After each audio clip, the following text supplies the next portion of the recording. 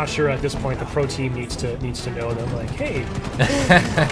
Yeah, exactly. Or, like, just opt out if you don't really care about it. If you don't need that information, or it makes you feel bad. Some people might feel.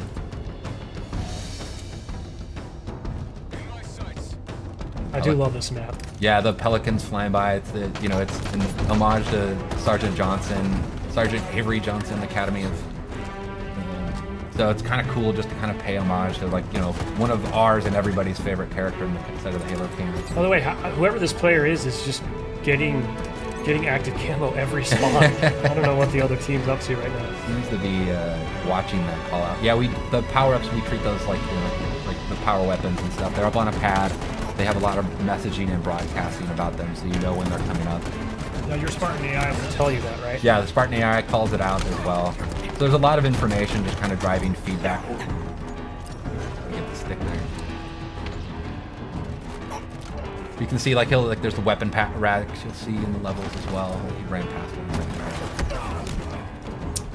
Yeah, right. Yeah, it's in the background, right? Yep. What's cool about them is, like, you know, before you might run past where a weapon would spawn and then not realize that it's coming up in 2 seconds, and it could change your choice on how you deal with it. Like when we playtest this morning, I actually stopped at one point on a weapon rack because I was like, oh, it's like 2 seconds out. I might as well wait for it and switch out my pistol.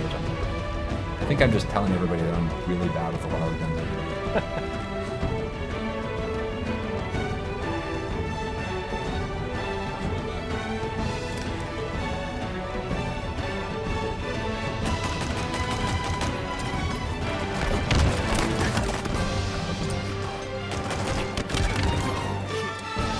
I do love the sidekick.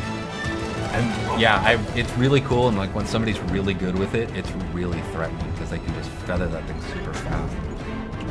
This player really likes this little, like, drop wall kind of covering a technique, post, huh? yeah. Like kind of locking down an entryway. You can watch the back. It's neat to watch how people use these, like, all the different equipments in different ways.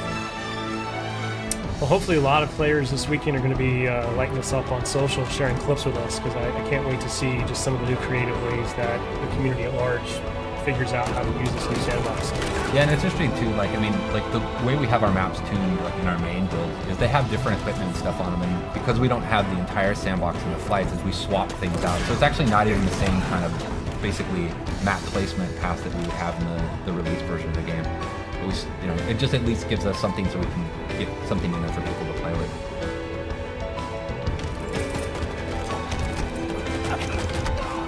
Match is getting close. You can hear the music starting to kick up, kind of signifying the end of the match. It's I do love that. The multiplayer music, very cool. I'm really proud of the multiplayer music. There's a cool story about how we got to basically getting the music in the game. But it really meets this tone. It's something I've really wanted since Halo 4. This kind of post-rock soundtrack to the multiplayer. Well, actually just a Halo, but it became one of my goals for multiplayer.